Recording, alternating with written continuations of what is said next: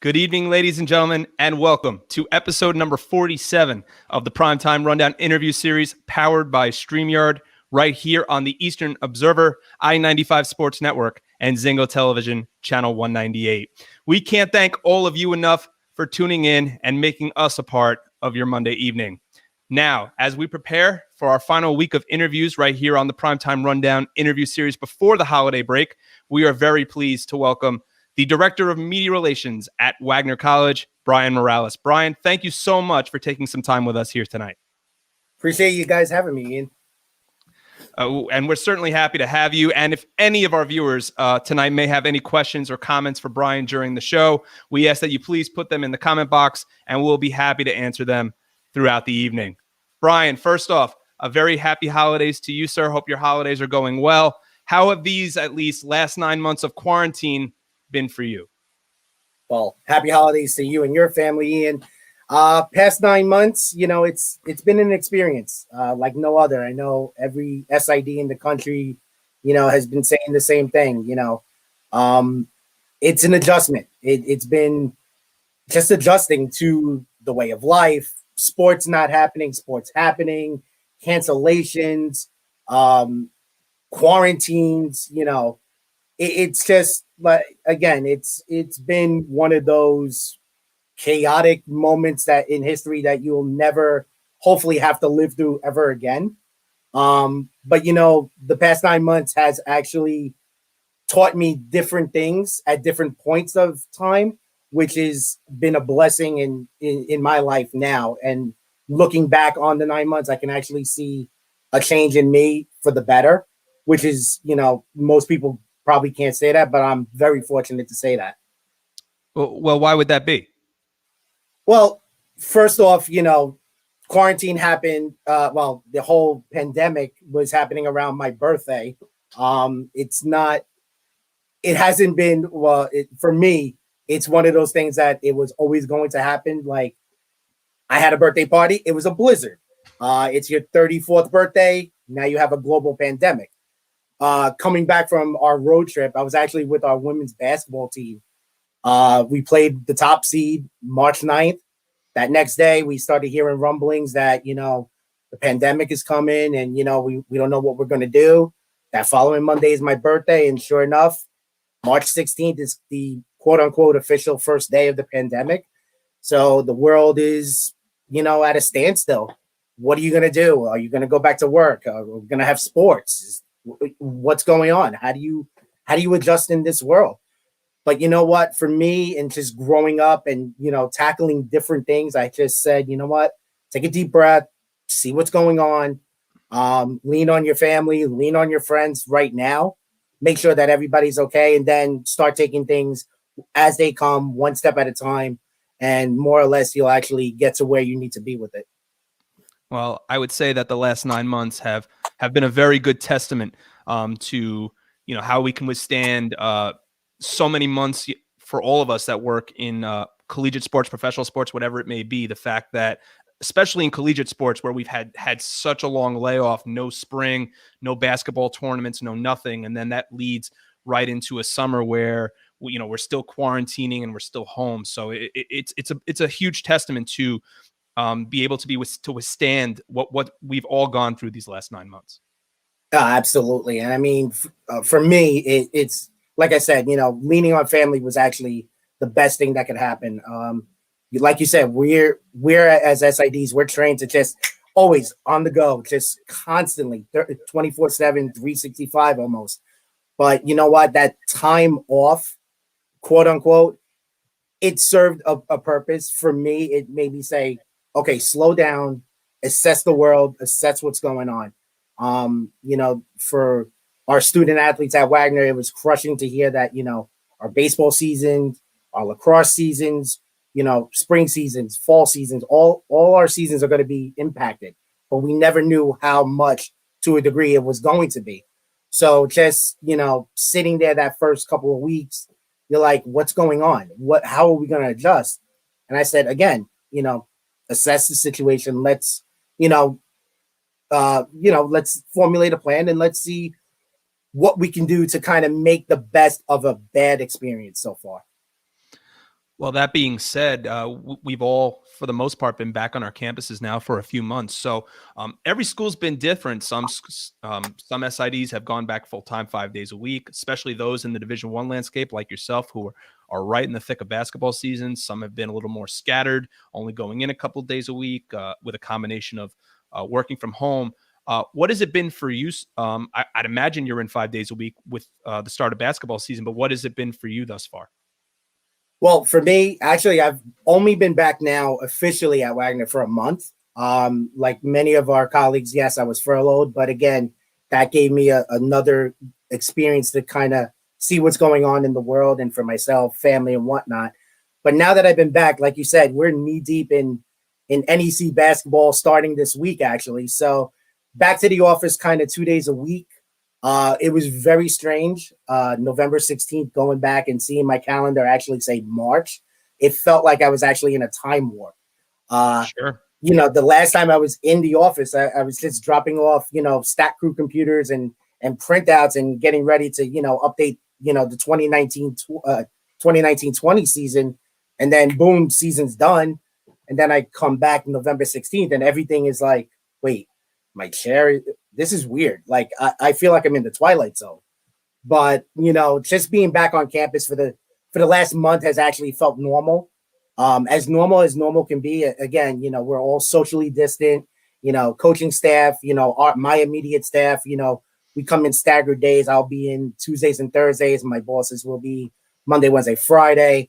Our coaching staff, they'll be in Monday. I'll Zoom call them Tuesday. So it's been, adjusting to just different schedules and a different way of doing your daily job. But we try to make the most of it and try to make it fun for the most part, because again, at the end of the day, this is a job that all of us do love and enjoy doing. And again, it's for our student athletes in the end.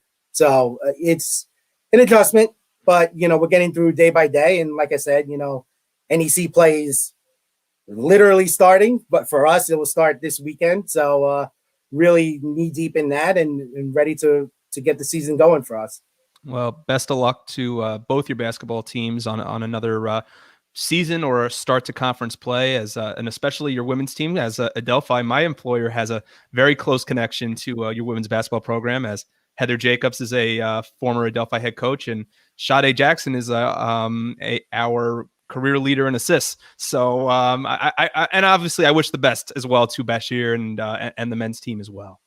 Absolutely. And a special shout out to Sade because it's actually her birthday today, Ian. So is it really? You know that. So yeah. Little no, I actually did not. I did not. So I'm clearly not doing my job too well.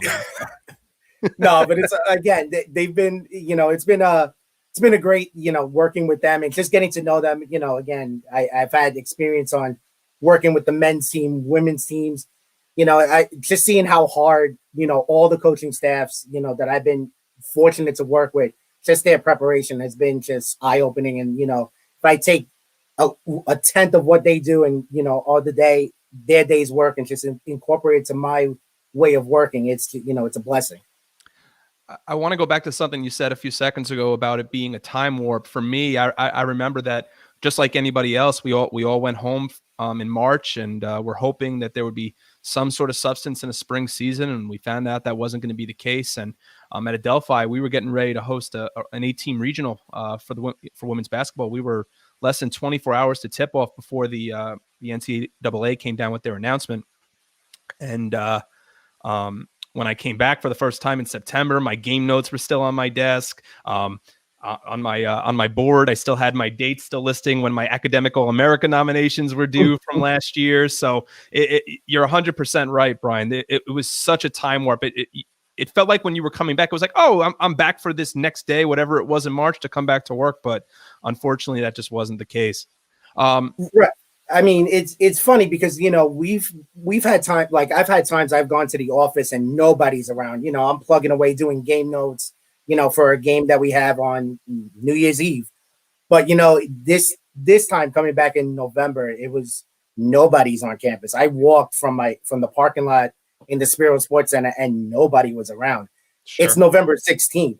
Usually there's a home game coming up or something's going on campus, and the place was actually quieter than a library. It was just so surreal to be, my first day back and nothing is really going on.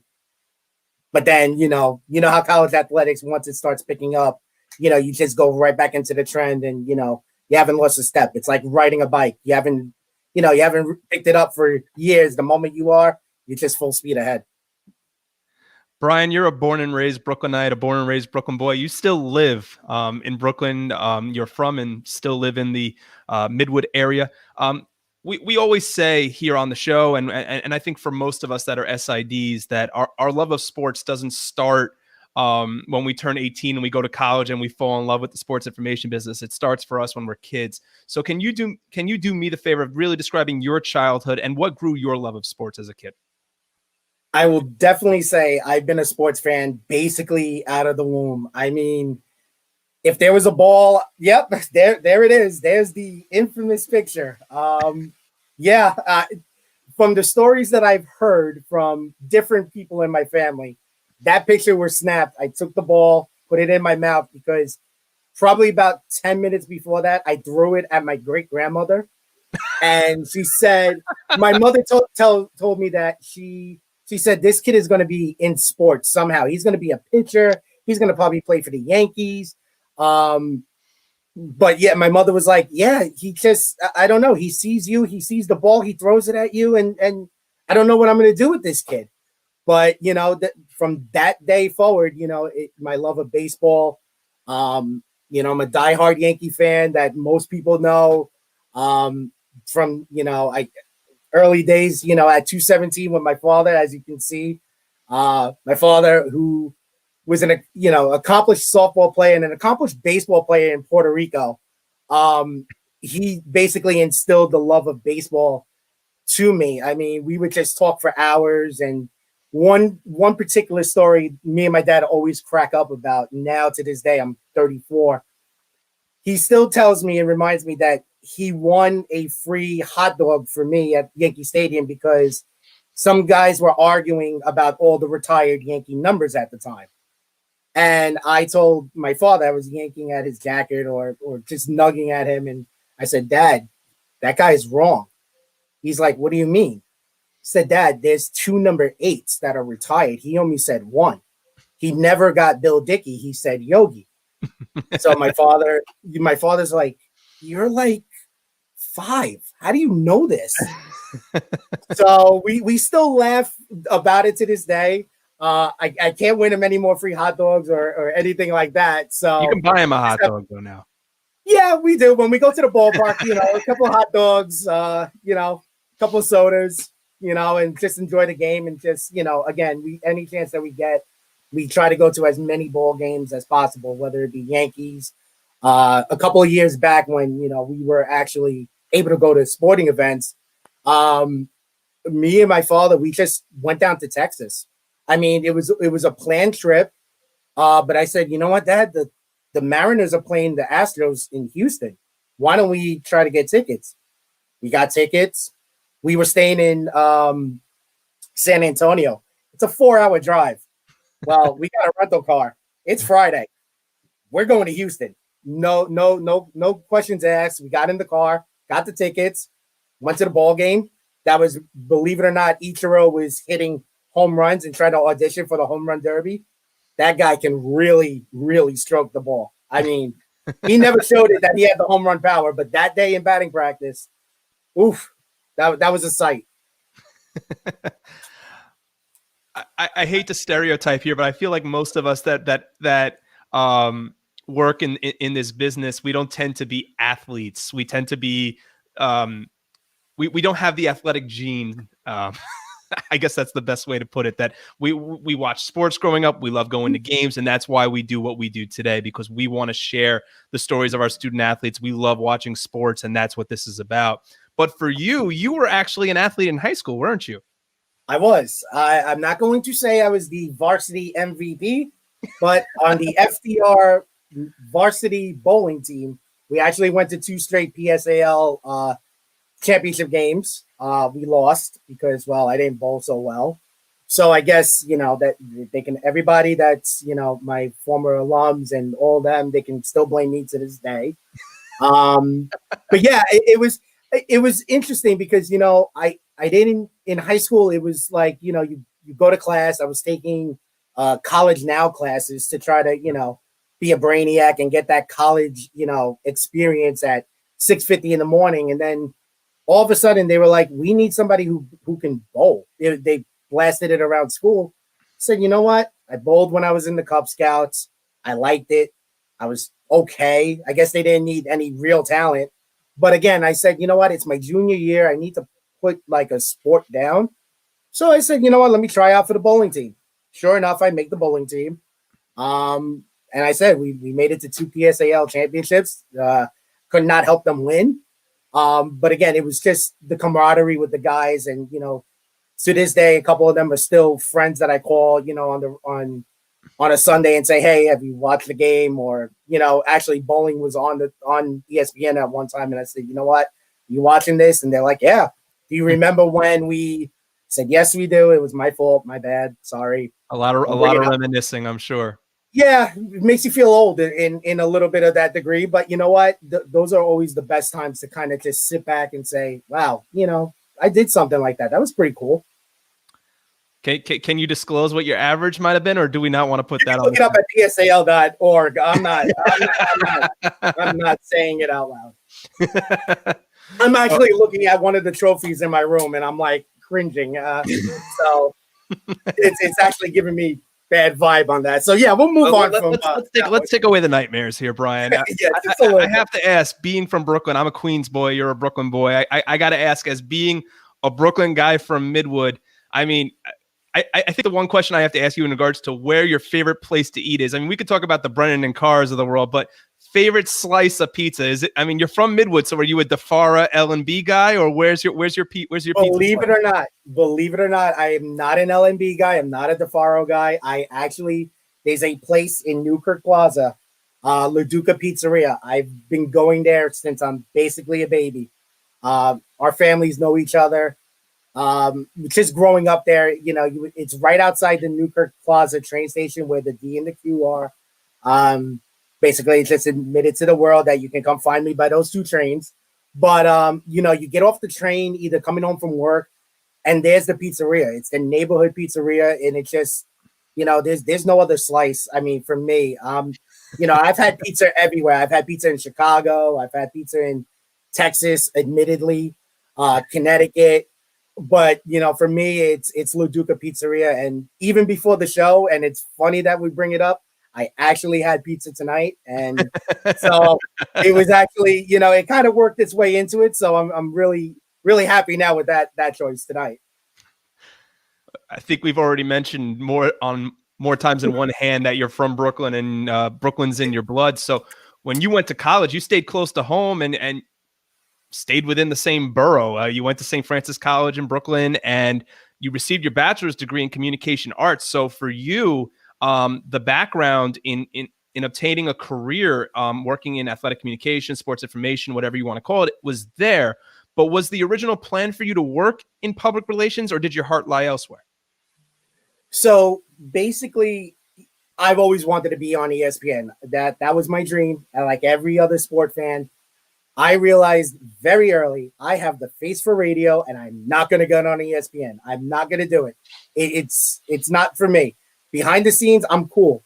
In front of the camera, and this is going back to my, we'll go a little further back. This goes back to the elementary school days where, you had to sing in front of the Glee Club and things like that.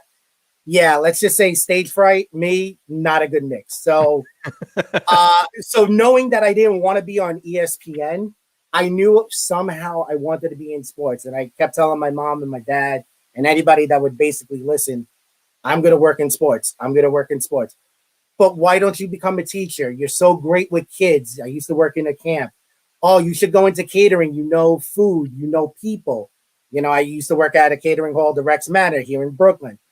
Those were great stepping stones, but I knew my heart of hearts, I was going to work in sports.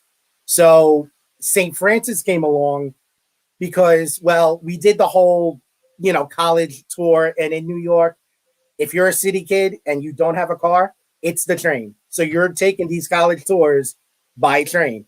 So it was me, mom, dad, my older brothers. We hop on the D, get on the 4 train, and first stop, Fordham University.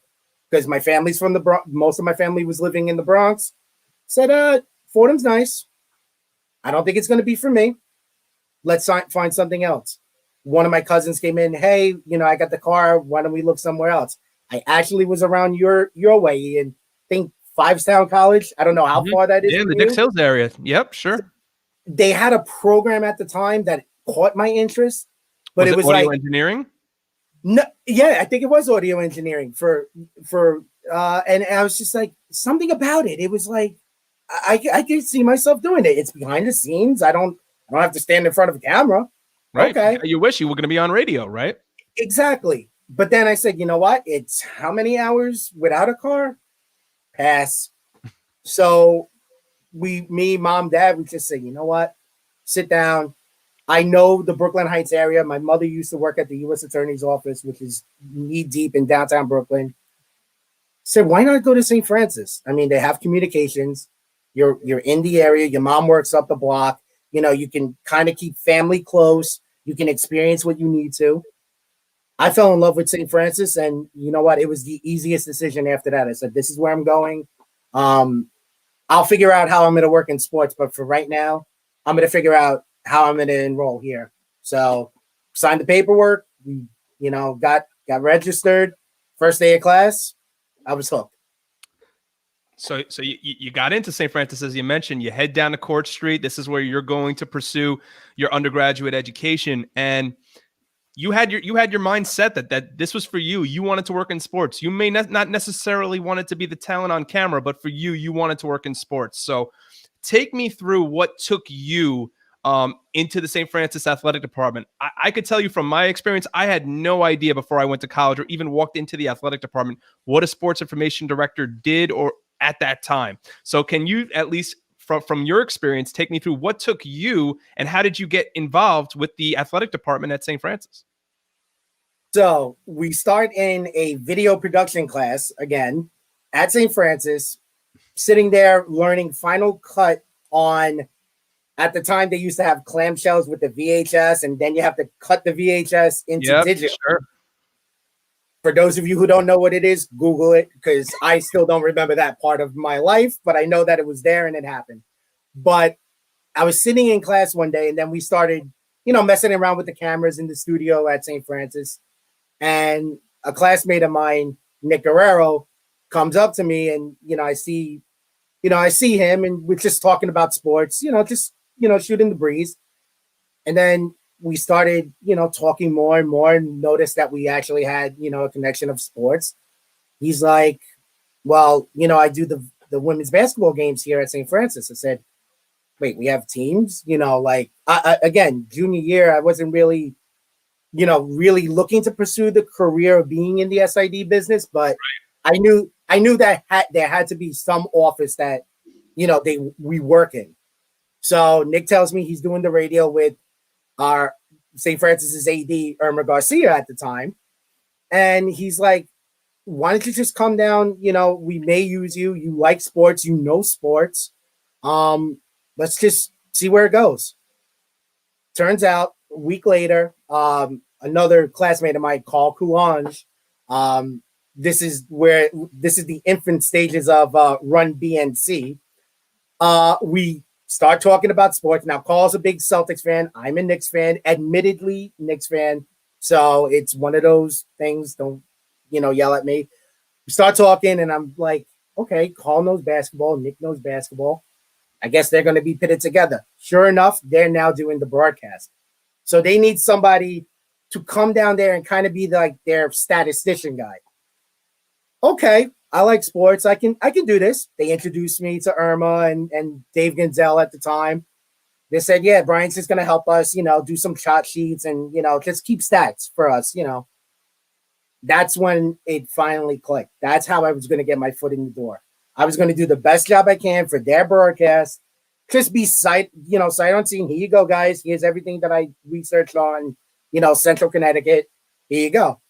Nick and Carl are looking at it. They're like, this is really good. We could use some of this stuff. Mm-hmm. So we started, just hanging out and talking. And they're from there. They actually let me be on air for a couple times in a remote location.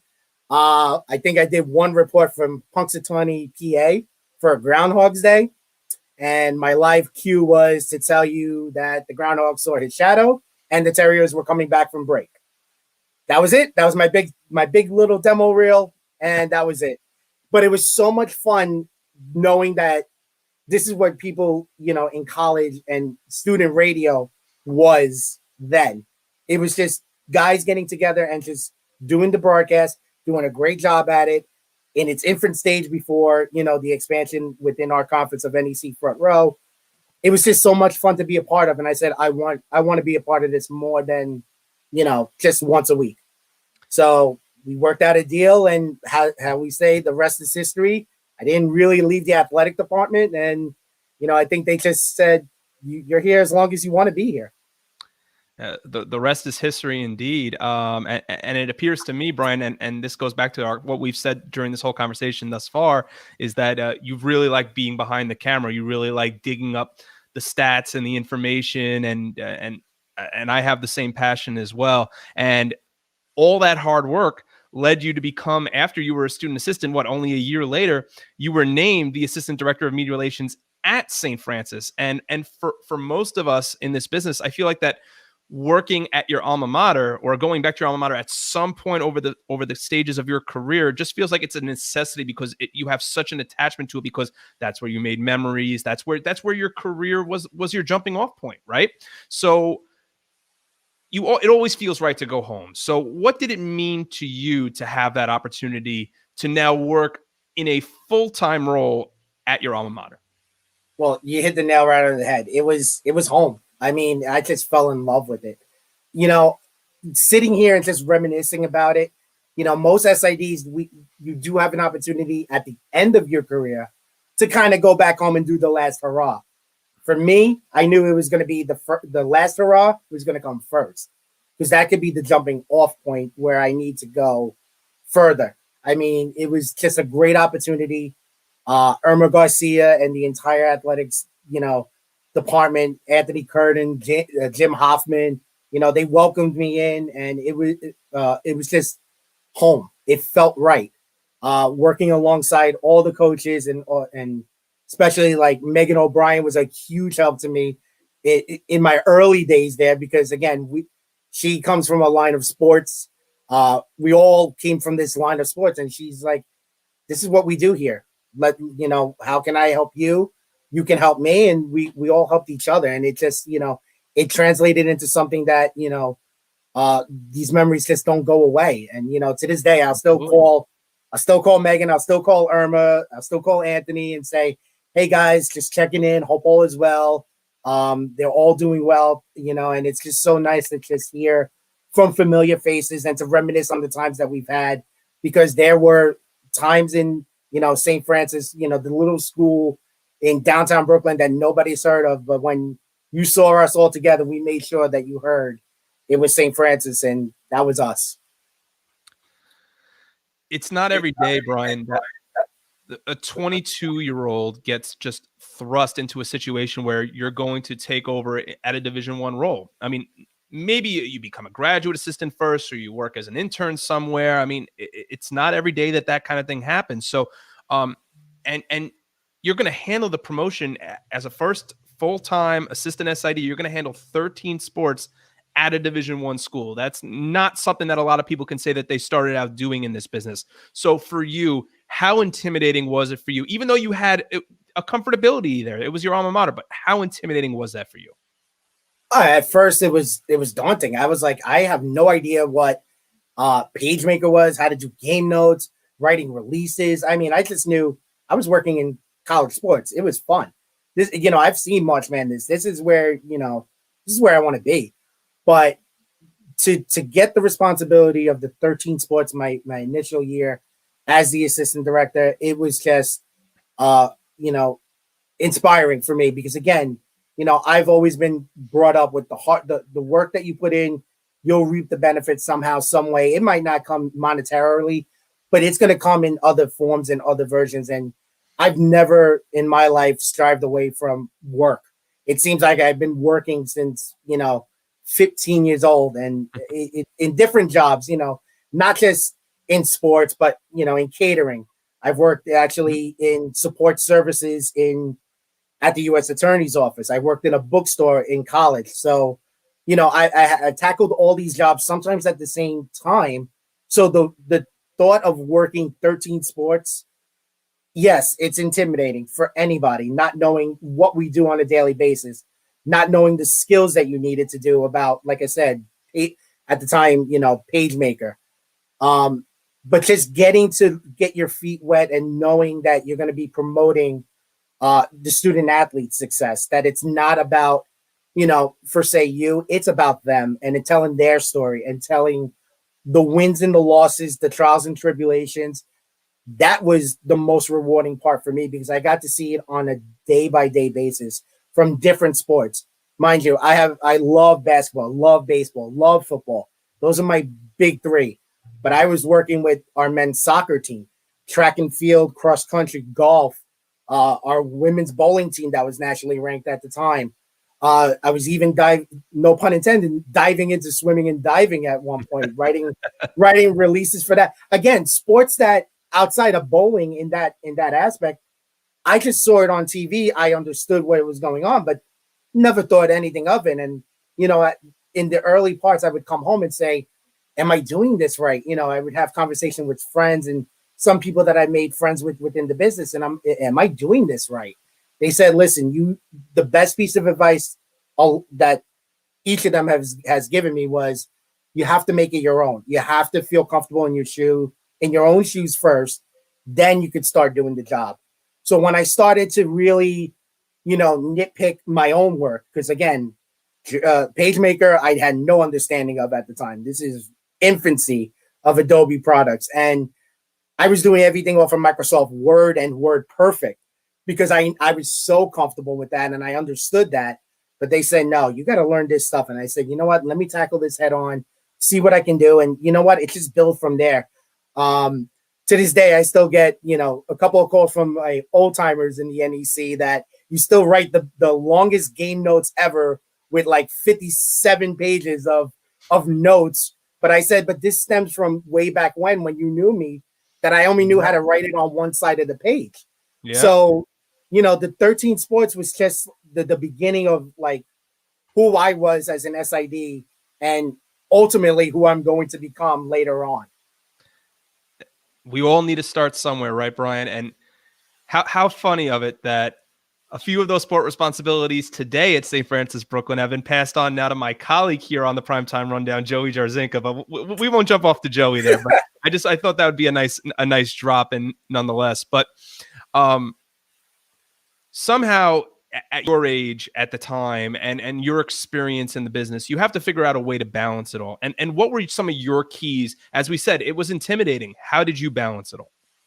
Well, I knew that, again, it starts early on in life. I was instilled that, early riser, put your head down, grind it out, complete the work, make sure you get everything that you have to get done, make sure you get it done right.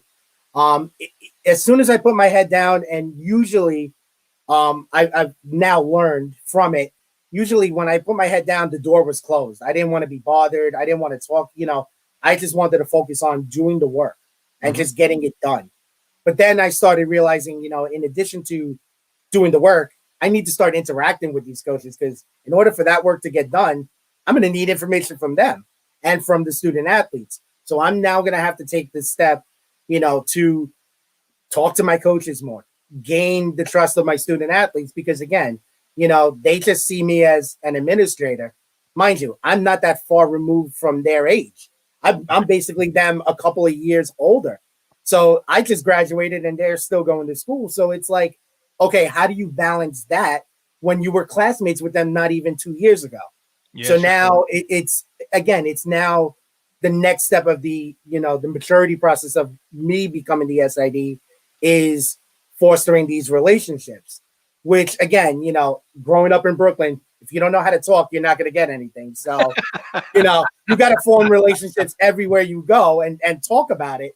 So it felt easier when I started going back again to things in my life that I know are comfort and I thrived in and I excelled in.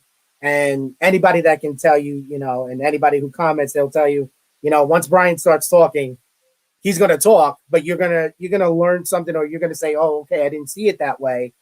But, at the end of the day, again, it's just, it was daunting, but again, we got through what we needed to get through. And I was able to say and look back now and say, wow, I'm really proud that I actually went that step, because now it's just changed my, my entire way of thinking. So as your first full-time role in the business, what were some of the best lessons you really took from that job that have translated to your success today at Wagner? Well, again, it's hard work pays off. I'm a proponent of hard work. I mean, we do at Wagner and in my time at St. Francis, we've done tremendous stuff. Not just only, through social media, but just grassroots projects that we've worked on, whether it be working with the community at, the New York City Roadrunners Association at my time at St. Francis, or just going to a local school with our women's team at Wagner when we were on the road. It's those opportunities that I've actually seen that actually make it more rewarding, and it's those stories that need to be promoted more.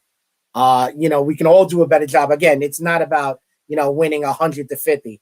It's about whether or not student athletes are experiencing it to the fullest. And I think that's what's now more than ever, and especially the time that we're living in now, where it's it's no longer just here's the game notes, here's what Ian did yesterday. What's Ian like in the classroom? What does he do? What is he like? There's more of an emphasis on the student than ever before, and I think that's where we're going to start seeing the changes going forward. Oh, the human interest pieces are just so important. So, and very well said, Brian. So what advice would you give for someone at that point of your age, at 22 years old, would you give to an aspiring person that wants to be exactly where you were at that time? Open and honestly, if you really love this business, remember, you are going to be working in this business for a long time. It's a sacrifice to a degree. For me, it at times it was a little bit hard. Because at 22, I was also still figuring out whether or not did I want to go to grad school? Did I want to, have a personal life? Did I want to spend more time with my family? I've missed birthdays. I've missed my parents' birthdays. I missed my niece's birthday. But luckily, in the downtime that we've had in those summer months that we're not really as busy, I get to go see my family and be a part of, things that are going on. And even when I have games and we're at family functions, doing game notes while celebrating a birthday and you're just watching it in the corner and typing your game notes. I'm so fortunate that my family and my friends have understood that, this is my job. This is my career. This is my passion. I do love my family. I do love my friends, but I love my job. I love my passion, my career. And this is who I am. I'm not going to be apologetic for it. I'm never going to say I'm sorry. So I think the advice I would give is to somebody that's starting in this role, you really would have to want to be in this role. I'm not saying that you're not going to have the opportunity for family and for other things that you want to pursue, but it's going to be hard at times, and it's going to be, it's going to tug at you, and it's going to really play with your mind a little bit, and it's how you adapt to being in that position. If you're ready to just, all right, I've hit a wall and I can't deal with the coaches, I'm done, I'm out of this business. Think about it. Maybe it was the way that you just came about it. Think about it, take a step back and kind of really assess that situation and just say, okay, I could have went at it this way. Okay, let me try it that time. I mean, I've made my mistakes with coaches, and I'm not perfect, but you know what? At the end of the day, we can, I could go to my coaches and say, "What's going on? Anything that you need," and we'll have a conversation for like 20 minutes. So I guess, it's, do you really have the passion to be in this business? If you do, great. But remember, you are like any other job and career. There are going to be some sacrifices, but in the end, the rewards are just going to be leaps and bounds. And I think we could say, Brian, and this is where we're going to get go a little further in depth into your career at St. Francis. Is your career is probably not where it is today without the help of your former colleague, supervisor at St. Francis, Dave Ganzel, who's now heading up the sports information office at a Division III school, Washington College, in suburban Maryland. Dave came aboard at St. Francis when you were in your senior year, so you knew him as a student. But what type of role, after all these years later, how has he played a role in your life in how your career has progressed? Dave's been great. I mean, I couldn't have asked for a better boss to begin my career than Dave. He was just so supportive of what I wanted to do. Whether that be just say, hey, Dave, I'll take the 13 sports and run with it. He was just so supportive, but he would always, give me the freedom to just promote those sports the way that I saw fit. Yeah, at times maybe I just, ran with it a little too far. So maybe the reins did have to be pulled back. But again, it wasn't not in a negative way. It was more like, you're going at 100 miles per hour. I need you to go 35. Right. So it was it was nice to know that throughout it all, Dave had my back and I had Dave's back. In the workplace, we shared the same office together. We moved twice within the same building.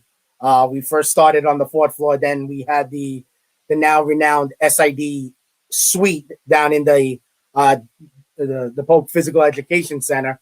So it was really a great time to just learn the craft from somebody like Dave, who's been around himself in multiple capacities and multiple professional sports.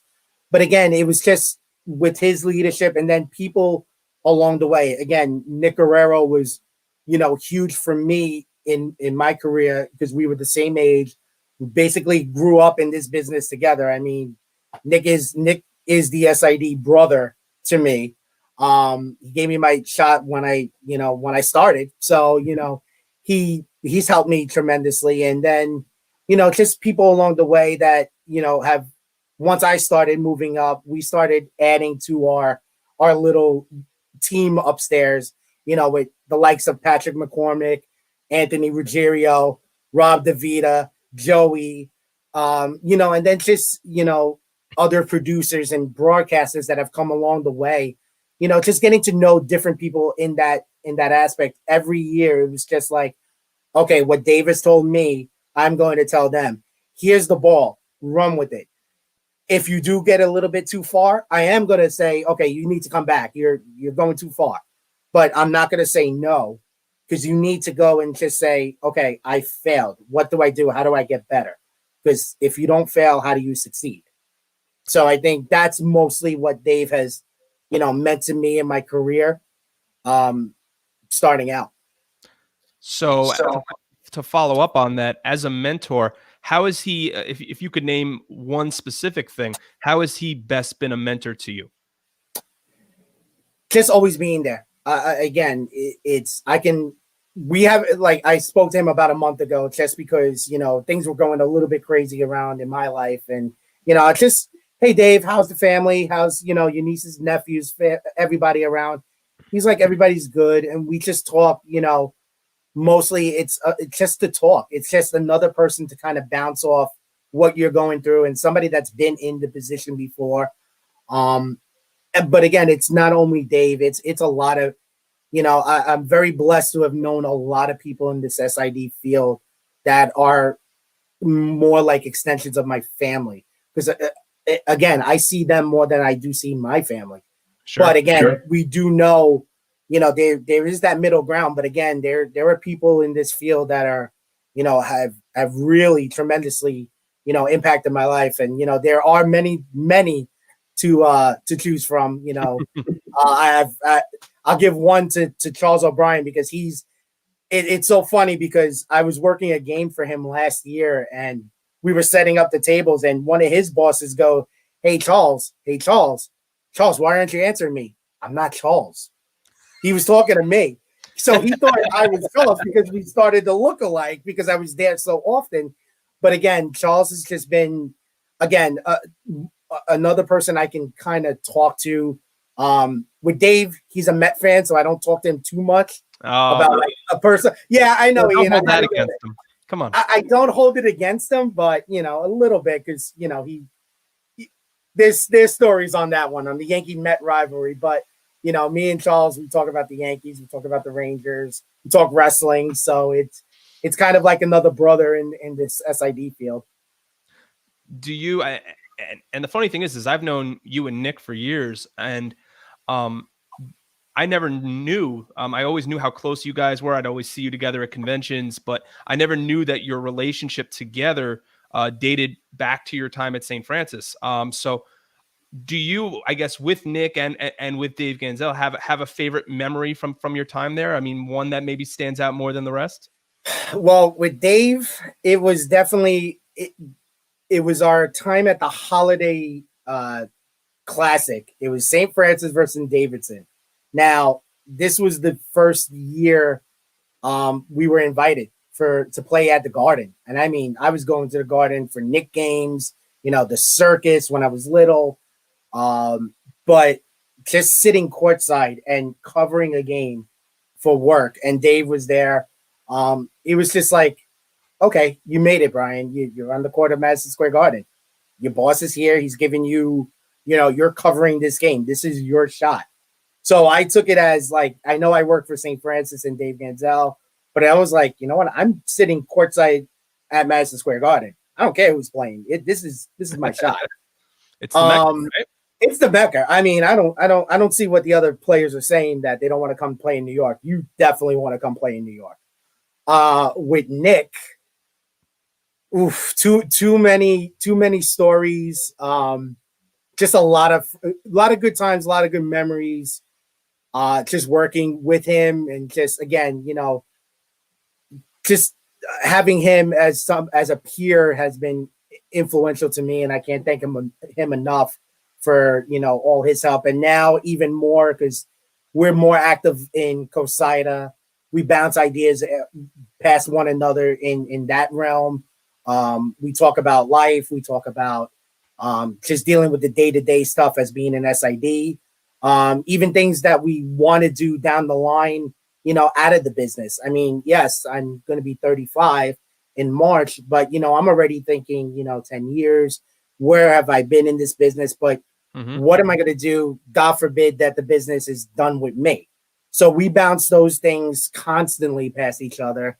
Again, it goes back to other professional sports. We talk about wrestling, WWE and AEW and just other, promotions. And then we talk about Rangers, and, we spend time, all of our families, me and him and my childhood best friend, it's like we're the three amigos.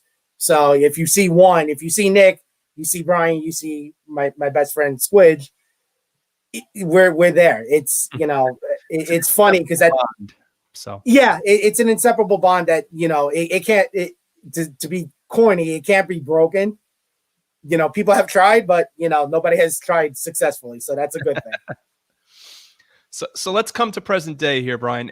Well, not so much present day, but based on where your career is today, let's come present day. And in October of 2014, you left your alma mater, but stayed within the NEC. You decide, I'm going to take a trip over the Verrazano Bridge every day, and you're named the assistant director of media relations where you're stationed today at Wagner College. So my first question to you really is what spawned the move, because you were in a comfort zone, working at your alma mater, working for Dave Ganzel, working with so many people that you have known for so many years, and you left for what initially, at least, appeared somewhat to be a lateral move. You didn't become a director. You became an assistant director again. So for you, what spawned the move? There was a point that it came that I was kind of conflicted with myself. I said, am I ready to take the next step? Now, in this field, you're always sending resumes whenever you get a chance. There's always another opportunity if you think you're ready for it. Sure. I've always said, and this comes from my mother and my father, and just instilling in me, if you didn't put your name in the hat, they're not going to call you. They're not going to just magically say, "Oh, Brian, it looks like a great name. Come aboard." No, you need to make the effort. So the effort is apply for the job. So there was an opening at Wagner. As luck would have it, there was another opportunity in another state. Actually, it was Oh, actually wow. a college in Ohio. So yeah, from Brooklyn to Ohio. Okay, Imagine that would work out too successfully for you, right? not 8 hours away. If they can get past the accent, we're fine. I'm good with that. But I don't know how the pizza situation is. Not to say that Ohio doesn't have great food, but pizza at the heart, Brooklyn, yeah. So it came to a point, in the decision that I had to make a choice. I was able to see the school in Ohio. Um, and it blew me away. It gave me another perspective on this SID career. And I said, can I really see myself living here? Mm-hmm. Came back to New York, talked to my friends, talked to my family. I said, you know what? If I don't hear an offer from anybody else, I'm gonna take it. I mean, it's just you don't know if you don't try. And again, my friends and my family mean the world to me. They've been always in my corner. They've always been supportive. Um, Coincidentally enough, the Friday that I made the decision that I was going to possibly that I was possibly going to take the job in Ohio, I get a call from John Beiser over at Wagner. He says, "Brian, we want you. What's your answer?" I said, "What do I do? I have two jobs. Can you give me I have 24 two hours? jobs." He's wanted the answer 24 hours. I said, "Can you please give me till Monday morning? I promise you, 7 a.m. Monday morning, I'm going to give a call, whether I accept or I decline." And just all weekend, I was just wrestling with the idea. I was really conflicted. And for the first time, probably in my life, I had a really tough decision. Do I leave my home in New York and go make a name for myself away from the city? Or do I stay close to home and just play the cards at how they dealt? Luckily, um, luckily for me, I knew that at the end of the day, New York is home. This is my home. I'm not going to leave. Um, but other factors actually played into that decision for me. So the decision was already made. I'm going to Wagner. I paid $850 at the time, 7 years ago, one way, not two ways, tolls, not just tollless passing, but I'll pay the way. I'll go to Wagner. I'm still in the NEC. I'm in a conference that it's scrappy, it's gritty. It's the underdog. Who doesn't love an underdog story? You know what? This sold itself. I'm staying here. And Wagner just, at the time was really on the uptick. And I mean, Danny Hurley just came in. They beat Pitt. The baseball team was moving in the right direction. Everything was just trending upward. And I said, you know what? It's time to go. I had the discussion with Irma and Anthony and all my friends at St. Francis. I said, guys, it's going to be time. I'm going, to Wagner. They were so supportive of me. They said, well, we're going to beat you every time that you come here.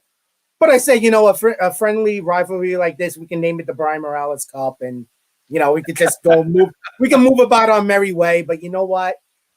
Again, they were so supportive of me because they knew that I really wanted an opportunity, and they were just so happy for me. So I get to Wagner. Coincidentally enough, it's October 25th, 2014. Now that day kind of resonates with a lot of people in the NEC. It's Media Day at the Barclays Center. Oh, wow. NEC Media Day, Barclays Center, and now I'm the assistant director of media relations for Wagner College, not St. Francis, even though I already submitted a media guide for St. Francis and Wagner. So I'm like this. I'm like, oh man, I'm going in there. I'm like, I don't want to see nobody. I want to just do my job and go home. Everybody that saw me, they're like, oh, this is weird. Where is this going? How can we? I was like, guys, it's just a job. Let's go. Show's got to go. But it was just super cool. It was really one of those moments that in my career that I can actually say, you know, that's a really cool moment that you got to work for two New York City based schools in the same conference. You didn't have to go far from home. You have your family, you have your friends, you have your support. You come from two very good programs that are still continuing to trend in the upward direction. So you know what? You left a memory at one, and you can rewrite your new story at another. What's better than that? So for you, it really, even though you were going to another school, it wasn't like you were leaving your comfort zone because you were staying within the city. So were there any challenges that you had to face when you got to Wagner? And if so, how did you overcome them? Well, by the good blessing, again, it was $8.50 to go across the bridge, the Verrazano Bridge. I mean, it was $2 to go on the subway. I mean, what am I doing here? Financially, this doesn't make sense. But again, it was an opportunity that I could not ask for. At St. Francis, we didn't have baseball, so now I'm getting a chance to learn a new sport. Within being an SID, I get to go, work in the press box in Staten Island, and I was going to games, between Brooklyn and Staten Island because again, baseball's in my blood. So again, the opportunities just became present, and it was something that I really look forward to. I tackled it, and I couldn't just ask for a better opportunity and a better choice at the time. I thank Walt Hamline, I thank Brendan Fahey for just giving me the opportunity to just start and take over, a lineage of SIDs that have come from Wagner and have been very successful in this field. And I'm just happy to be part of the team. So Wagner has remained your home now for over 6 years, and last November, and congratulations, you were promoted to your current position, which is Director of Media Relations. So for you, all this hard work, right? So I had said to you only moments ago that it felt a little bit like a lateral move, right? You were going from one assistant director job to another. So for you, what was it like to know that all this hard work led to such a deserving promotion? It was, like you said, it was just rewarding. I mean, I'm not one for titles. I'm very appreciative. It just goes to the credit that my hard work is speaking for itself. It's not it's not a selfish initiative for me. It's a lot of hard work from people that have helped me, from the GA staff that I've been fortunate to work with in my 6+ years to the current staff that we have now at Wagner. I'm not in this position to talk to you, to tell my story without them also being behind me and just, giving me the opportunity to speak about it and to relish in the successes that we've had. And, every day it's just learning this business more and more and just having a staff that actually has that same passion with you and is ready to be fighting for you and with you. I can't ask for a better place right now. It's just great to know, again, that I have people that I can rely on, that we're doing great things. We're promoting Wagner athletics to the best of our ability. And, we're really making our name out there in New York. When you made the initial move from St. Francis to Wagner, you really went from one longtime mentor to another and had the opportunity to work with the longtime SID at the time at Wagner, John Beiser, a name you had already mentioned. But you've developed along the way, Walt Hamline, the longtime athletic director at Wagner. You've developed so many longstanding relationships with other administrators, staff. Can you describe your relationship every day, what it's like with your colleagues at Wagner and what they've meant to your career? Absolutely. Again, it's not going to work. It's not work for me. It's fun. It's a time that I can just, yes, it's 8 hours of really grinding and doing what you need to do. But the interactions that we have, it's again, it's starting to feel like I felt at St. Francis. It's starting to feel like that close knit family, atmosphere around the athletic office. I come in, I see Walt. Walt is so full of energy. I still think he should be coaching somewhere as well because this Walt has again, he's first one in, last one out, running around, and I'm just like, I can't keep up with him. I can't. He's up the hill. It's just it's refreshing to see because I don't see, many ADs, outside my office, but I don't see many ADs running up the hill, doing sprints, but it's always involved in every aspect of the program and always cheering the program on, which is just so great to see. Um, Again, Brendan Fahey, I told him a couple of years ago that I had the notion of kind of wanting to become an upper admin, and he said, just one day, just pop in the office, sit down, I'll tell you what I'm working on, and you could just shadow me for the day if you need to, just to learn what I do. And again, that's kind of where I'm leaning towards, is down the line, hopefully become an AD. But again, it wouldn't be without guys like Walt and Brendan. My internal staff, it's refreshing to see, because between uh, Greg Cusick, Max Rotnecker, Jamal Clark, these guys, they just work. They are workhorses, and they have a tremendous ethic. Uh, it's just so rewarding to really work with them and to learn from them. Funny story: 6 years ago, Greg is actually in his second year as a GA. He's ready to graduate from Wagner, and I come in, and now I'm the assistant director, and he's the GA. But we're in the same office, and we're starting to learn, what we're doing on a day-to-day basis. Fast forwarding, Greg and me, we work hand in hand.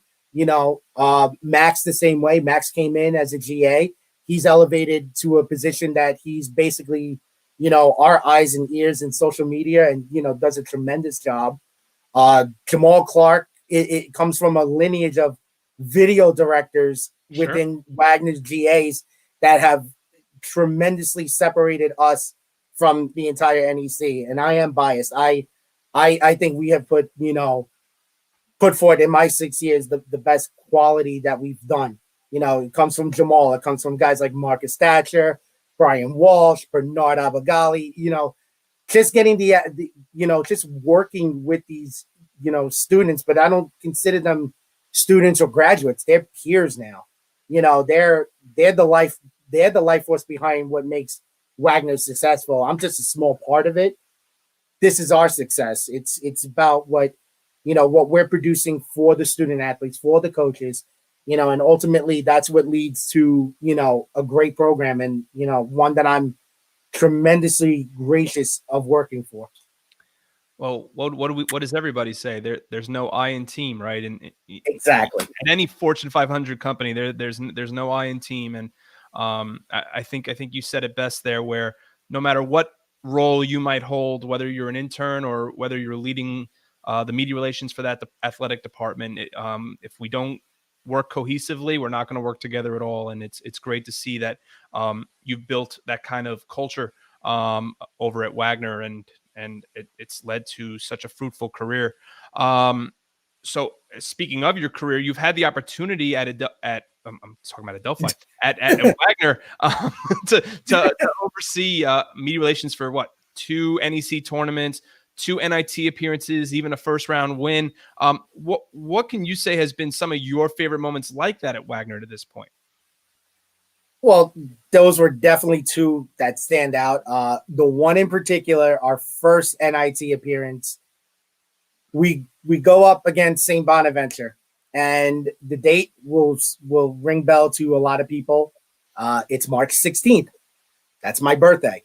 I'm 32. No, 30, excuse me. So we go up to St. Bonaventure. We beat them 79-71. We're the 8 seed. They're the 1 seed. We're going, the team is going absolutely bonkers. Coach Mason is just full of energy. I go to him. I was like, Coach, we have to do a press conference. And by the way, thank you for the birthday gift. He's like, today's your birthday? I said, yes, thank you for the win. I will never forget my 30th birthday, going up to Olean, New York, beating St. Bonaventure in the NIT. And then the events that transpired afterwards, we're on a flight from Niagara Falls to Nebraska. Now, again, that's the furthest up till that time from my, SID career that I've been out west. So that was one. There are many. I mean, again, for me, that one sticks out because, again, selfishly, it was on my birthday. It was a great birthday gift. I mean, who gives a gift as a postseason win? But for me, I think my favorite memories have been the ones that our student athletes accomplished something more than just the wins, the losses, the championships. I've had, in my 6 years, I've seen so many of our talented student athletes achieve their dreams. And I think that's the number one reason why I continue to do what I do, to be a small part in promoting that story, because again, that's a lifetime. I mean, that sticks with you forever. And just to know that you've helped in a small part, whether it was writing a bio, sending a picture, or whatever the case may be, the student athletes are appreciative of anything that you do for them. And like I said, that's pretty much the highlight of my career at Wagner, at St. Francis, and I wouldn't change that for anything. I was going to say, Brian, it's always the little things, right? Absolutely. I got to jump off on a tangent here because we just got a comment, and I want to bring it up. And the only reason I want to bring it up is because selfishly, I, from an appetite side, need to take more trips to Staten Island, because one of our colleagues here, Patrick McCormick, who you've already mentioned from your days at St. Francis, dropped in a comment here that Wagner also has the best game day sandwiches. So please, Mr. Morales, if you would be so kind as to elaborate on that. Well, we do. We have the best sandwiches in the conference. I thank Greg Cusick on this. He handles that from a catering company. I'm not telling you which one it is. You have to just, come out to a game when we have fans. It's just great that, we get treated well. The media, when they come up there, our workers get treated well. But yeah, Patrick is not wrong. We do have the best sandwiches in the NEC. I'm sorry, anybody else that feels offended, but you guys all know in the NEC what Wagner's about with food wise. Well, working in Staten Island, I'm sure there's a lot of Italian sandwiches from a few different places I'm sure you can go to. So a few, but you know me, as the Brooklyn boy, I always have to give Brooklyn first. There's my one sandwich shop. I will say this one, because if I don't, I can't show my face there on before the Christmas order. So it's Barry's Pork Store on 65th and 18th Avenue. That's my store that I go to since I'm little. They're not paying me for the endorsement, I promise you, but good sandwiches. Ask me to drop in a logo then, Brian. I mean, they didn't give me the logo in time. I would have. So I feel like this whole interview, to a certain degree, has just revolved around the fact that you're from New York, and as a lifelong New Yorker as well, it's hard not to flaunt it.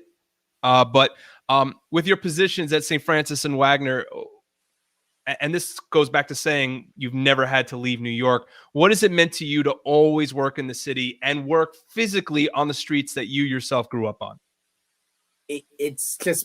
It's a proud moment every day I step out of my house. I mean, I look around, yes, I've gotten older, people around me have gotten older, they've moved. But just walking through the neighborhood, just on the off day, I'm 2 blocks away from my elementary school that I went to. I'm a couple of blocks from my junior high school. I went to FDR, which is on the opposite side of Brooklyn for me. And then you have St. Francis, Brooklyn. I never really had to leave my neighborhood. There is something for saying that. I mean, I just love, growing up here. It's always going to be home. Even if I was to move, I mean, coming back would be different. But since I don't have to have that opportunity and not yet, it's just great to just get up out of your own bed, see the same course, go into my garage, get my car, go up the same tiny blocks. But it's something special because, driving up and down the streets, I remember playing football in the blizzard of blizzards and thinking I was, let's just say, Chad Pennington, because he's probably the most successful quarterback the Jets have had in a while. But playing in those that's a real far cry there, my man. Listen, I was hoping you didn't call me out on it. That's why I try to do it low. But no, it's just, just going in the when you're a neighborhood kid and then you see people that, you've grown up with or or neighbors that have known you and your family since, you're born. There's something for that. And, it's always going to be home. It's always a part of me. Yeah. When I go to, when I used to go to different, arenas and states, people always ask, "Oh, you're not from here." I said, "Well, you're correct." I try to not Brooklynese it too much, but they're like, "No, you're definitely from the East Coast. You're definitely from New York." I actually got one time I was from Jersey and I took offense and they saw the New York attitude. But then but in the same token, I get I'm sometimes from Queens, and it's no slight on Queens, but I don't feel like I have that the accent from Queens. I feel like I have a Brooklyn accent. Well, to that person's credit that said maybe you were from Jersey, what happens is as well as I do, is that when you're from Brooklyn and you eventually decide to get married and have kids, you're supposed to migrate south. So you end up in Staten Island first, and then you end up in New Jersey. So you've completed, in theory, half of that by working in Staten Island. So now the rest is just to move to New Jersey at a later point in your life. Yeah, no, I'm going the other way. I'm going to Westchester. No, forget that. No, I'm going to Westchester. We'll go that way. Which is funny because I spent a little time in Westchester, which was, again, people thought I was from Jersey, but it's home. Again, it's you're never going to take Brooklyn out of me, and looks like I'm never going to take Brooklyn away from me. So why not just embrace it like I have, and I'm fortunate for it. On a personal note, you love New York City so much, Brian, that and God bless you for it, that you supposedly know every New York City subway stop so well that you actually took a conductor's test to work for the Metropolitan Transit Authority. Is that right? That is correct. That I did take the conductor's test. Also, I took the sanitation test right out of high school. I knew, I guess at an early stage in my life, I said, you know what? City jobs are going to be hard to come by. If I don't ever get into the sports world, I'm going to need a job. I'm going to need something to fall back on. It's funny. My mother told me a story when she was younger, she applied to work for the post office, and she actually got a call back maybe a year before she was pregnant with me. So that tells you how long of a gap that, really it takes for it to get a city job. But yeah, the funny story about the conductor test, I get a letter, I'm gung-ho about it. Again, I've been taking the train since I'm by myself in New York since I'm 8 years old, because my grandmother lived in Junction Boulevard.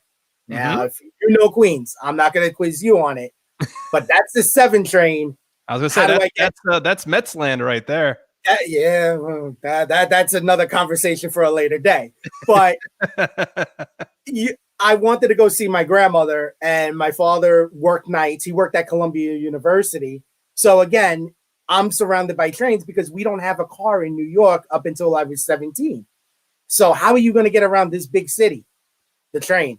So when I was younger, my mom and my dad, they would push me in the carriage. Newkirk Plaza, again, the plaza is the secondary home.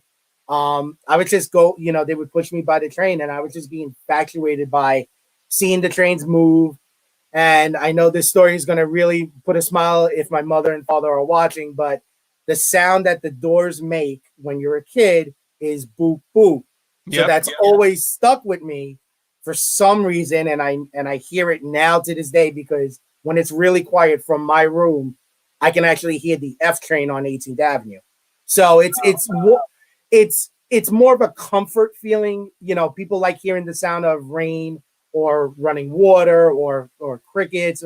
Me, it's trains. If I had the chance and I had to give up being an SID and they said I could do anything in this world, I'd be a conductor. Well, Brian, thank you so much for that trip along New York City subway geography, and stand clear of the closing doors, please. You beat me to it. I was going for it, but yep. And so has it be that you also actually have a little bit of a background in law too. I do. Again, this is going back to my mother and my father. My mother worked, like I said, for the U.S. Attorney's Office. My dad worked in public safety at Columbia University. Uh, Prior to that, my mother worked for customs, and my dad was a security guard at the original World Trade Center. So Oh, that's how wow. they met. Yeah. So again, I've seen old pictures. One, the 7 months that I had home, I got to actually kind of go down memory lane with my mom and dad, and just see some of the old pictures. And I actually saw a picture of me holding the phone at my mom's job, but it was in the old World Trade Center, and you know they've worked in law enforcement. My uncle was a cop. Uh, he also served for this country, and it was just law has always been a part of the household. So it wasn't like, it was law and sports. So I had to pick, if I had to pick one, I was going to pick sports, obviously. I don't see myself as a lawyer, even though some people still to this day say I can argue with the best of them, which I can with sports.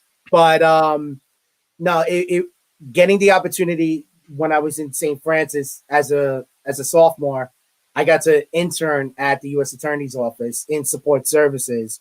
So I got to see the day in and day out of what they do, which is basically like moving offices and whatnot. But you get to talk to the lawyers on cases, and I have that personality, and they all know that I'm Michelle's kid. So they were all very nice to me. They adopted me as they're one of their own. But again, it was just an experience that, like, if I wanted to pursue it, I know I could. And in a way, I have kind of translated that into some sort of a law purpose, as the 7 months being home, said, what am I going to do with myself here? So I decided to enroll at Drexel University Law for NCAA compliance. Now, you don't Wow. get no more law than that in college athletics. So I guess they were right at the beginning that at some point I was going to have some law, but it's been one of those choices that I was like, you know what, it makes sense. So the family background is and we're skipping along here a little bit, and that's Mhm. okay. But that's what kind of drew you into going for that certification, and the fact that you were also home. Correct. I mean, it was always something on my mind. Again, how do you work in this business? Well, you have to go into the SID office. Okay, now you're on the road to being an SID. How do you become an athletic director? You have to know everything about every position, plus a little bit of contracts, budgeting, things of that nature. So I said, you know what? I'm not going to sit and just play Madden all day or binge watch on Netflix. Don't get Mhm. me wrong, I have my fair share of Madden games, but not any good though. So nobody should challenge me. It's pretty bad. But I just said, you know what? It's about that time that I just stop wasting it. If you want Yeah. to become an AD one day, what better way than just learning about compliance? And um, I told our senior woman administrator, Jen Sanzavero, I told her right before this whole pandemic, I said, I'm thinking about like taking a course in compliance. Any advice? She said, good luck. You know, I think that can suit you. And, I said, you know what? I'm just going to do it. It's one of those things. I'll never get another opportunity to sit home and learn another aspect of college athletics on my own, because again, we're so busy with game notes and games and social media. When am I going to really have time to learn the NCAA manual inside and out? This Sure. was the perfect time.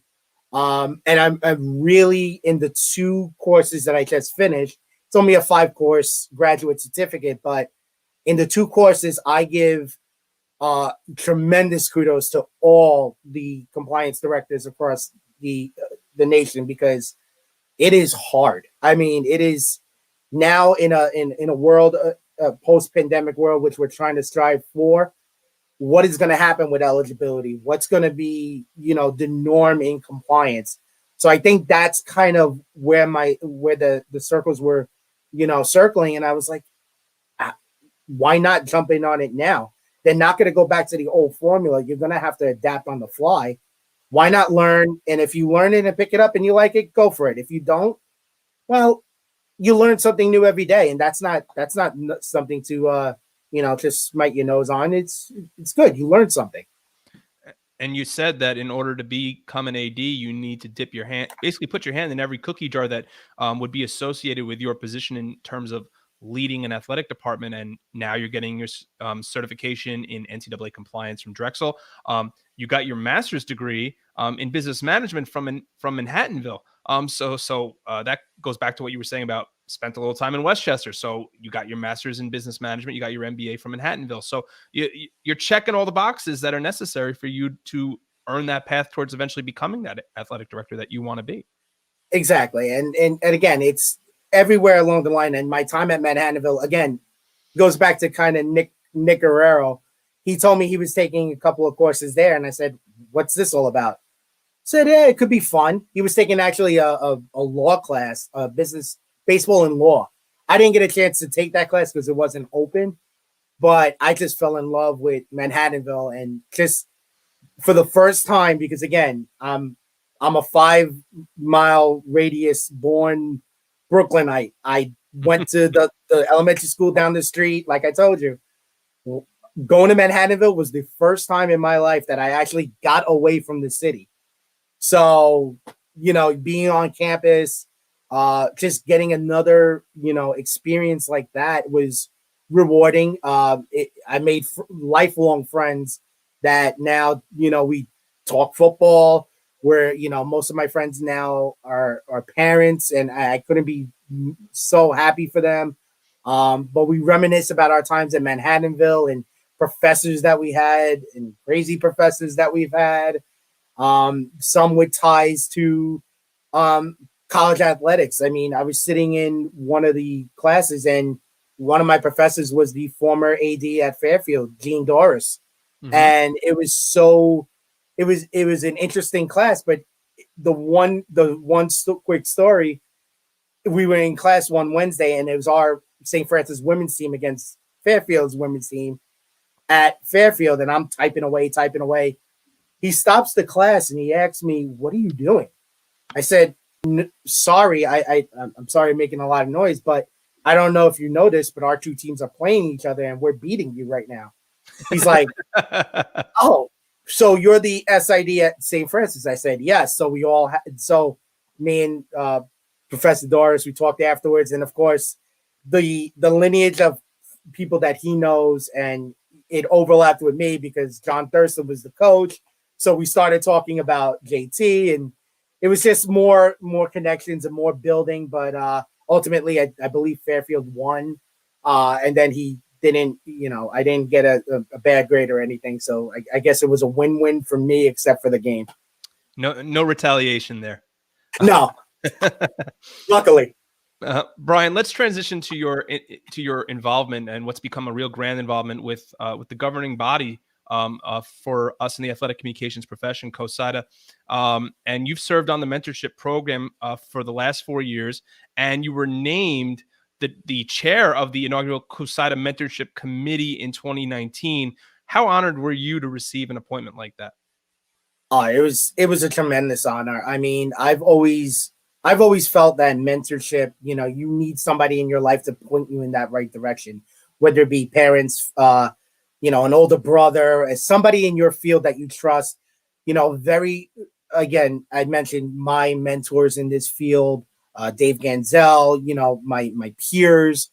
But you know what? Just to get the call from Lori Bolig, and just her telling me that, would you like to serve as the inaugural chair? I said, you know what? I would be honored. I mean, I always want to help the next generation of SIDs achieve their goal. Whether or not you want to stay in the business, that's ultimately up to you. If I can help you get to your end goal, your dream, any way that I can help, I'm always going to try my hardest to help you get there. So I felt like the mentorship program, we're now 4 years into it. It's just grown every year. I'm very fortunate to lead a mentorship committee, which we've had for the last 2 years. Teresa Kurtz over at the Mountain West serves as the vice chair. She brings a tremendous ideas to the table, which helps me, send out my ideas to the group. And we have a committee of 15 SIDs that are so involved, And, this is not a paying gig. We do this because we love what we do, and we want to take the torch and put it and give it to the next person to run with and make and grow. So I think when you have like-minded people with that initiative, with that spirit, I mean, it's just a tremendous honor, and I'm so grateful to have a chance to serve them as their chair. By using the analogy you just said of passing on the torch, this mentorship program has meant a lot for those that are really new to our business, and as a result, you're paving the way or helping to pave the way for the next generation of the leaders of our business. So how rewarding is it for you, man? Maybe this is just kind of piggybacking off what you're saying, but how rewarding is it for you to be doing that for the future of our business? Again, it's tremendous to see. I mean, we hear stories, as part of the mentorship committee, we pair everybody off. That's pretty much the day-to-day part of it, but it's just about the fostering of the relationships that come from it. And I think what's really helped is the establishment of the mentorship committee, because we oversee, say, a mentor-mentee group of about 8, each person of the 15. So we're always checking in with our groups to see how they're doing, how we can help facilitate and continue to foster that relationship. And, sometimes it's just not, it's not a great fit. Maybe you're scared to say that, my mentor isn't helping me, or my mentee doesn't respond to me, and that's fine, because we're not going to force you to be in a program like that, but we want to help you get better in a leadership capacity and learning the business as well if you're new to it as a mentee. I've been fortunate to be a mentor in each of my years involved in this, and it's not, I don't get a chance to kind of travel to where they are. One of my mentees was in Alabama, and then he moved to Georgia for a job that he just took as a director. So I was so stoked for him that he actually has now gotten the chance to move up and be elevated. But again, to this day, we'll talk, we'll shoot each other a text. Hey, good luck on your game today. Or, hey, I'm going through a rough patch. You got time to talk? Or, hey, I heard that New York is getting snow. What's that like? It's just something that, I take tremendous pride in, because it's something that I have a passion for. I've done it at pretty much every level of education. It started in high school. I was a part of a mentorship program that was actually part of a consulting group, the Boston Consulting Group at the time, that worked in the city off of Park Avenue. And we got to, as high school students, we didn't know what we wanted to do, but there was a group of people that were working 15, 16 hours a day, but they took the time to take 2 hours out of their day and show us what they do, and just help us, with resume writing. What do you want to do in college? What do you want to pursue? And, I was so fortunate to learn from them that it always stuck with me that if I ever was in a position where I can give back, that's how I'm going to give back. And the stars kind of aligned when Lori called me, but it was always there, and it was always trying to get out. And I remember my time at St. Francis, Irma Garcia told me, just embrace that, because you have, all the qualities that you could pave it forward. And, her words stuck true to me. And, I'm just so happy that, I've now gotten that chance to do it. So and for myself, I've been an advocate of COSADA. I've been involved on committees with COSADA. So can you say, and I sure know it as well, how important it is for someone who maybe has never been to a convention, doesn't have a COSADA membership, never gotten involved with any entity with respect to COSADA, how important it is to get involved with that organization? It goes back. It goes back to the relationships and forming those relationships, especially if you're a new SID. I mean, Ian, I bet you remember your first time, looking at an SID office. You probably were just like me, like I'm not. What am I doing? I can't do this. This is above my head. I don't want no. Bye. Getting involved at an early stage of that career, I wish that there were some of the programs then that there are now, because I think it's just a tremendous benefit. it's not only learning from a mentor, but those mentors have mentors and people that they trust. And those people have people that they trust. And you're learning from different people, regardless of division 1, 2, 3, NAIA, 2 year, 4 year, Canada, doesn't matter. We're all in it, we're all in this field together at the end of the day. We're all doing the similar job, whether you're at UNC, Wagner, Dolphi, it doesn't matter where you're from. We're in this, together. And I think if you're starting in this business, I think it's very, very useful to get involved as much as you can with COSIDA, even if it's just, registering to be a part of the group, because you can know that there's a support system for you if you choose to go and attain it yourself. Because again, I had Nick Guerrero, I had Dave Ganzel, I've had, Ira Thor at times. I've had people that were very close because of where I'm located. People maybe in, Idaho might not have, like the next person in the next town. They would have to go to like Colorado or something like that. So I've been fortunate in this field to have people very close to me that I can literally drive to Long Island and say, hey, I'm in the neighborhood, you have time to catch up. Mm-hmm. It's always, just, by the way, always appreciate that. But again, it's one of those. It's just a rewarding feeling, and I really do stress that if you are a new to this business, don't feel like you're overwhelmed. Yes, it can be overwhelming even to veterans and seasoned veterans. There is a support system for you there. We will help. COSIDA helps people day in and day out. That's what they do. And between Lori, Barb, Doug Vance, our presidents, past presidents, everybody is just so approachable. Nobody's gonna say, I don't have time for you. Mm-hmm. That's one thing that I've learned in my 10 plus years of being an SID. I can email anybody within COSIDA. Yeah, they might not know me from a hole in the wall, but they might know of somebody that knows of somebody that can help me in that particular aspect.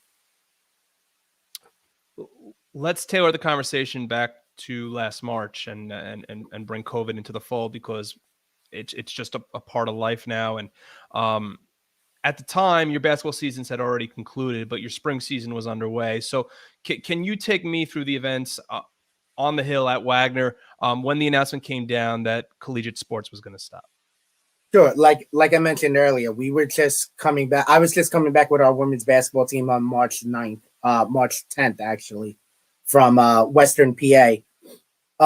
We got back to campus, and a day later, we got the Northeast Conference put out a report saying, a referee in the men's championship game has tested, positive for the coronavirus. So immediately, like, I sat back and I said, wow, we just dodged the bullet. I don't know, like, to the scale of what, because again, this is the infancy stage of the whole pandemic. Yeah, absolutely. Wow, we just dodged the bullet. We just got out of town at the right time. Just imagine if we stayed a day later or a bus got delayed.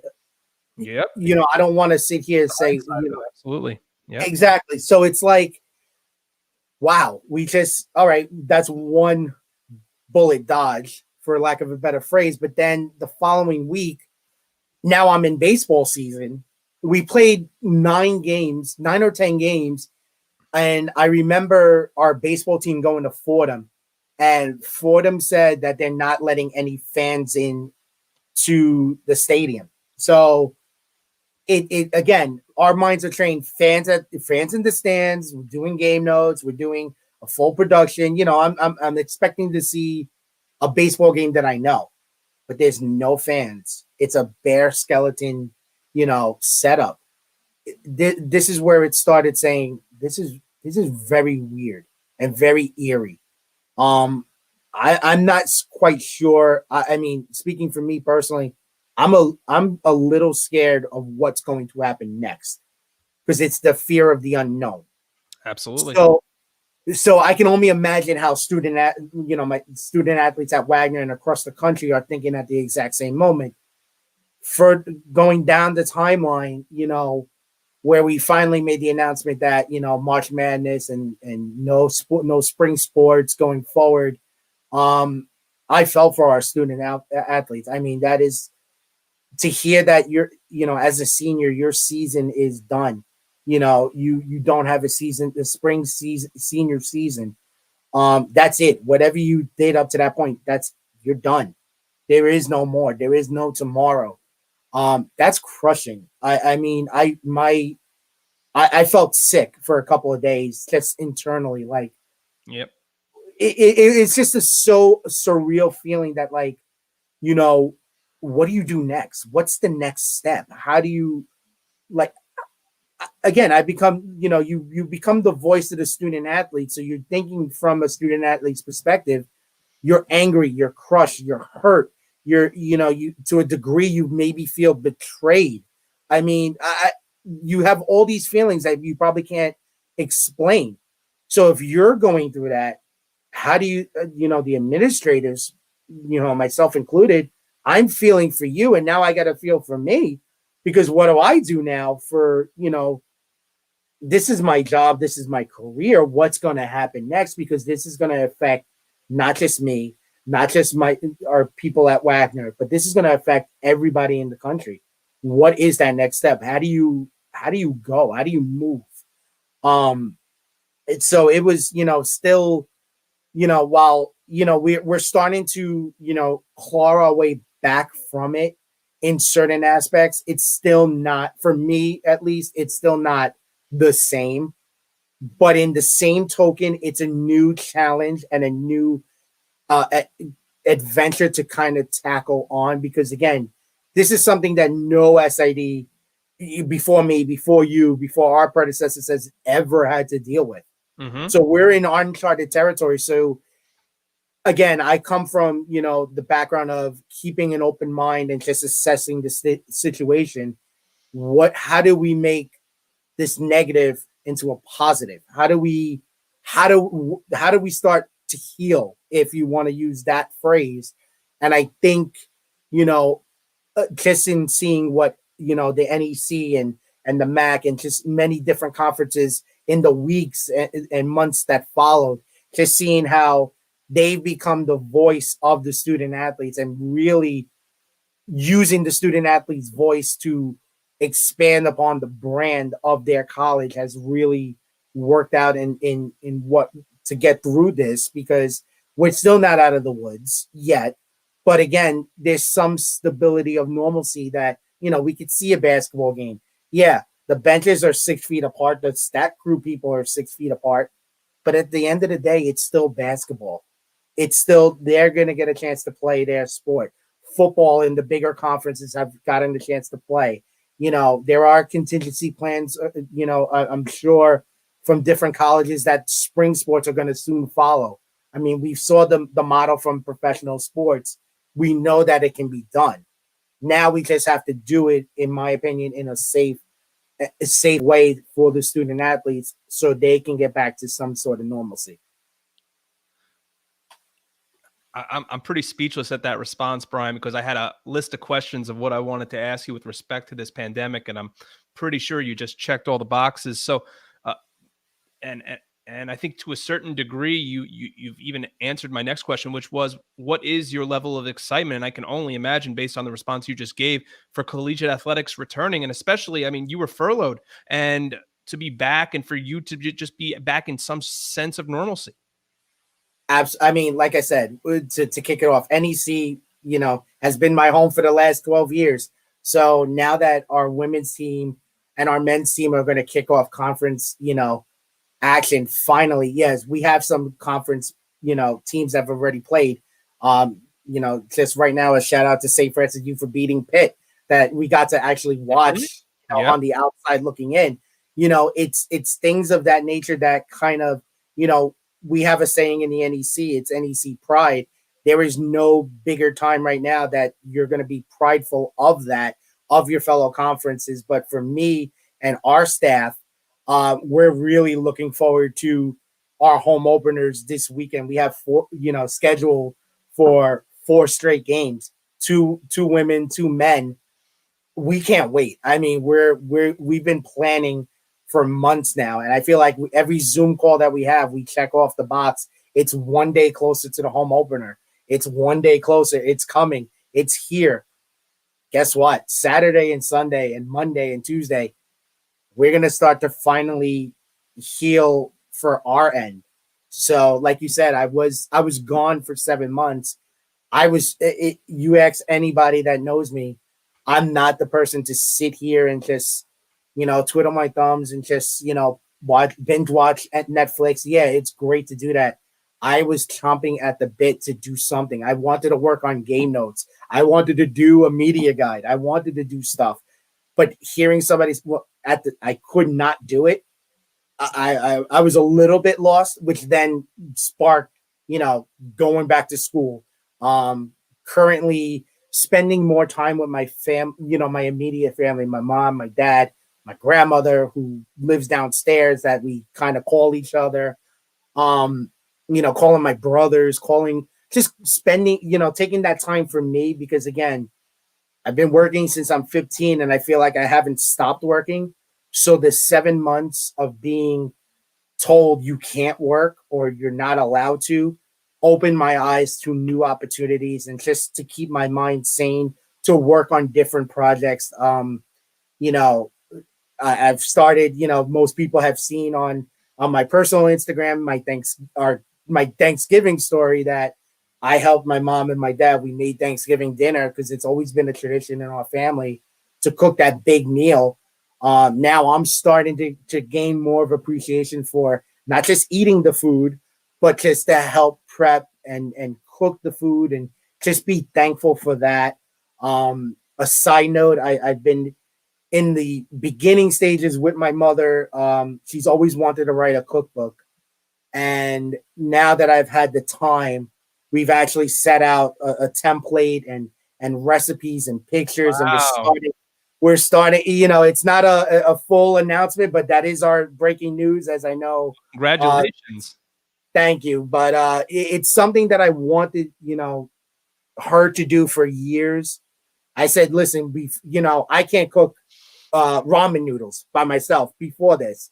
So seeing your recipes would always, put a smile on my face. So I can't, I can't show you how much I appreciate you, but then to help you achieve your dream because you've helped me, do mine.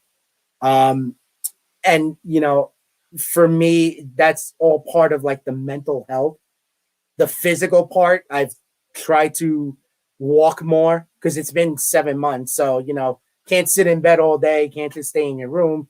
So, every morning for about 2 hours, me and my father, we get up, we eat breakfast, and we start walking. We do about 7 miles a day.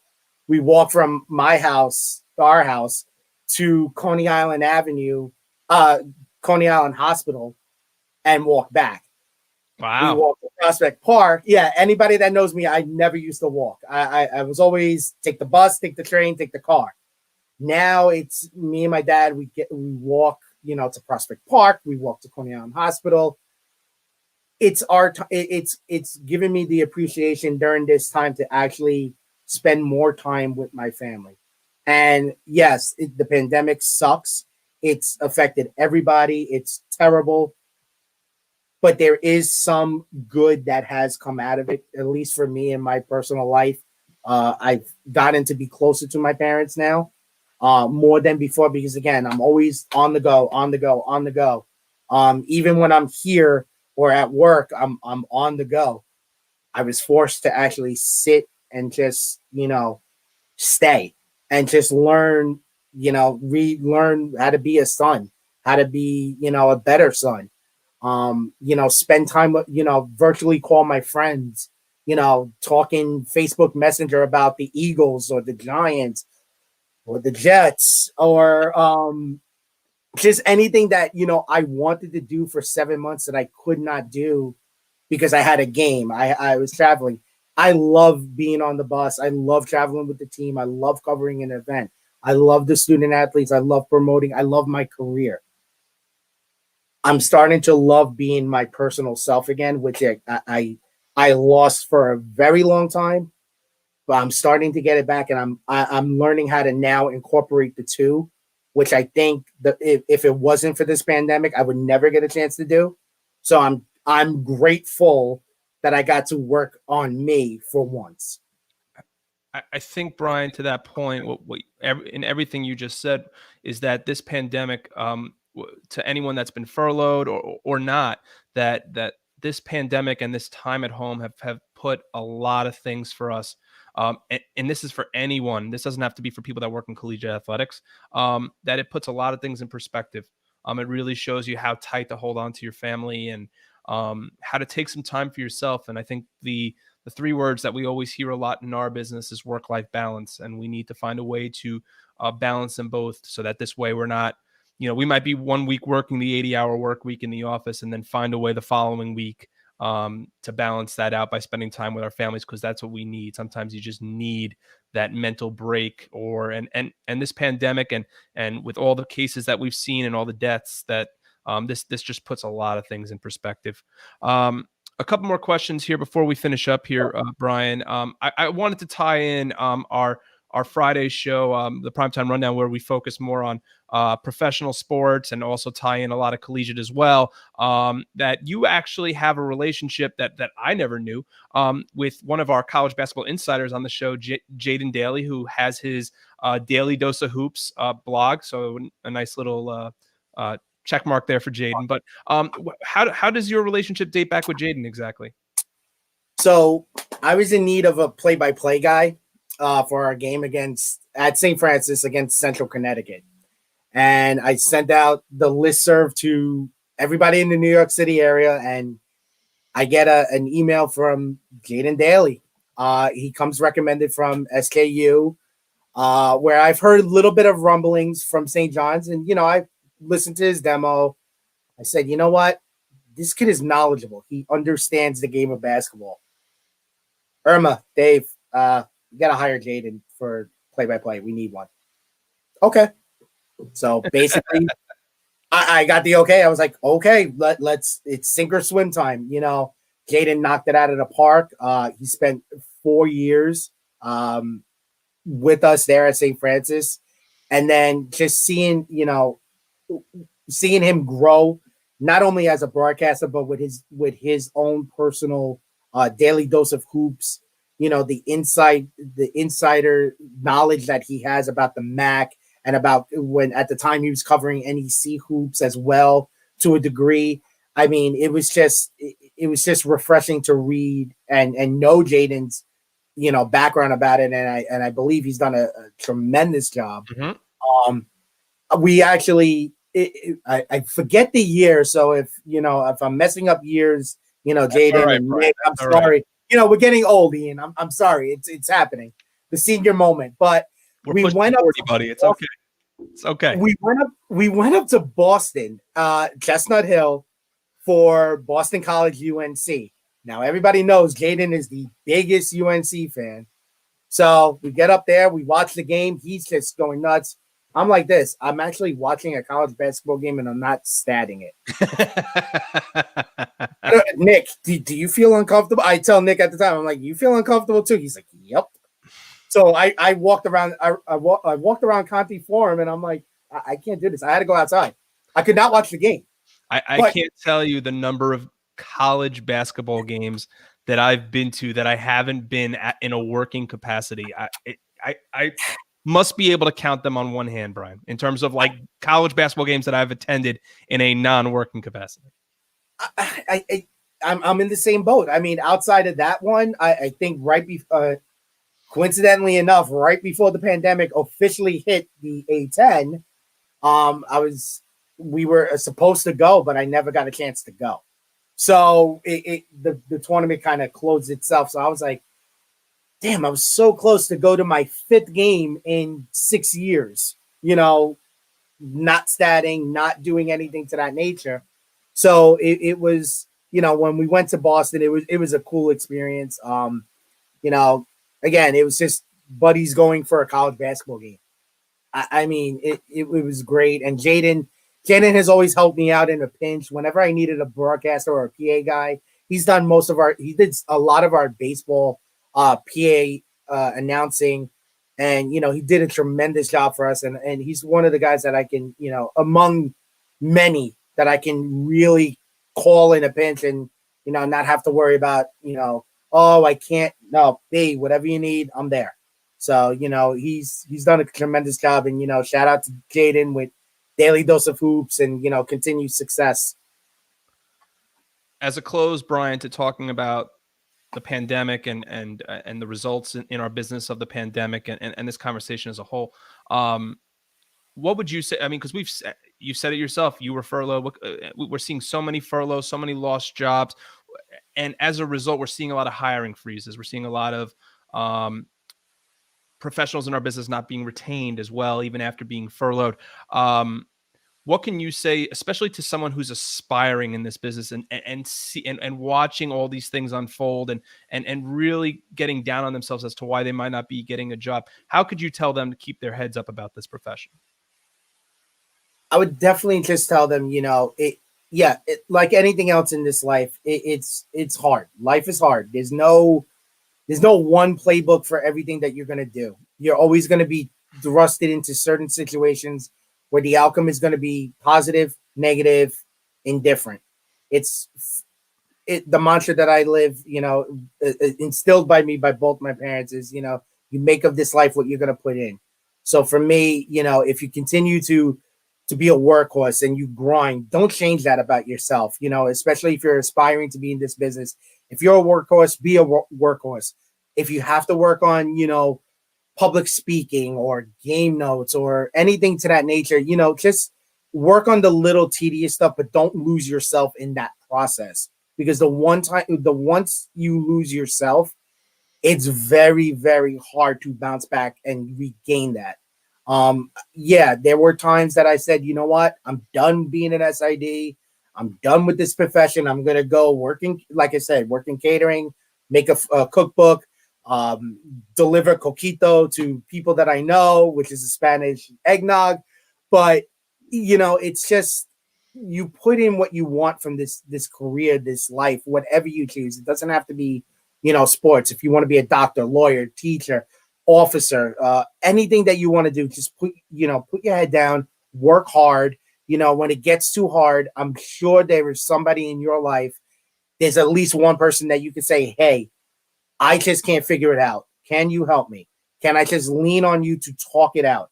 Because if you don't have that, I mean, yes, it's going to be even tougher. You're going to have to try to figure it out by yourself. But you know what? Don't be afraid to reach out. And again, this goes back to all my friends and family, whether they're listening or not, they don't know how much they've played into my life, my career. Every day I think about, them in some way, shape, or form.